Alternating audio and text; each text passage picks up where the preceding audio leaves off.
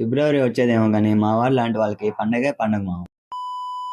Hello guys, నేను మీ మధు. ఈరోజు మన కన్సిస్టెన్సీ ఛాలెంజ్లో డే 4.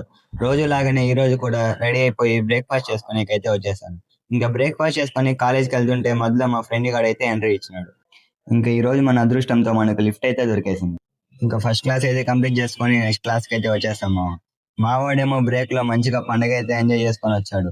వచ్చేదేమో కానీ నాకైతే చేతిలో హాజ్మోల్ అయితే తెచ్చి పెట్టినాడు మామ. ఇంకా ఆ క్లాస్ కూడా కంప్లీట్ చేసుకొని మా కౌన్సిలర్ దగ్గరికి వెళ్ళేసి రూమ్ కి అయితే వచ్చేసినాం మామ. ఇంకా కొంచెం సేపు రెస్ట్ తీసుకొని మళ్ళీ లంచ్ చేసుకొని మెస్కి అయితే వచ్చేసినాము. ఇంకా లంచ్ కూడా కంప్లీట్ చేసుకొని నెక్స్ట్ ఆఫ్టర్నూన్ క్లాస్ కి అయితే స్టార్ట్ అయిపోయాము. ఇంకా 2:30 నుంచి మంచిగా 5:30 వరకు స్లీప్ అయితే వేసినాము. లేస్తేనే మా వాడు డైరీ మీద తీసి చేతిలో పెట్టినాడు మామ. నాకైతే లవర్ లేదు, అందుకే నీకోసం తెచ్చి ఇచ్చిన అన్నాడు మామ.